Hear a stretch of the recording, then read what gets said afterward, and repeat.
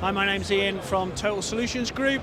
We've been manufacturing truss since 1981, so we're one of the very first in the industry, and everyone follows. Today, just want to show you our TML truss, our moving light truss. This is our low pro version.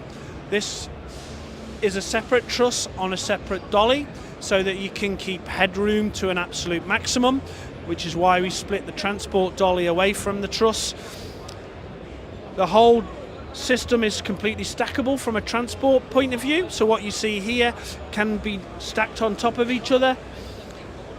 The dolly system below is fully collapsible from a storage perspective. The dollies can be collapsed and stacked on top of each other, but also in addition, these collapsed dollies can actually be used in a ground scenario where the truss can be put down onto the collapsed dolly and can be wheeled around on a ground platform. One of the unique features of our TML system is that we have a series of travelling lighting bars.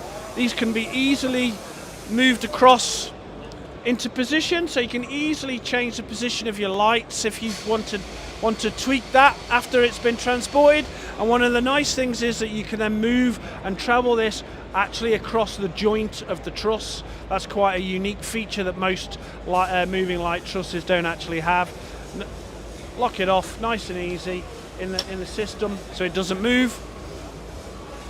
We also have a central lighting bar, so if you don't want to use any of the moving carriages, you can revert back to a nice traditional sit in the lighting bar. And we also have a series of different accessories so you can maintain highly flexible lighting positions. This bar here shows if you wanted a really small fixture at a low position, gives you another option. Also, last couple of things to point out on this system, the fork ends are rotatable, so we can change them through 90 degrees.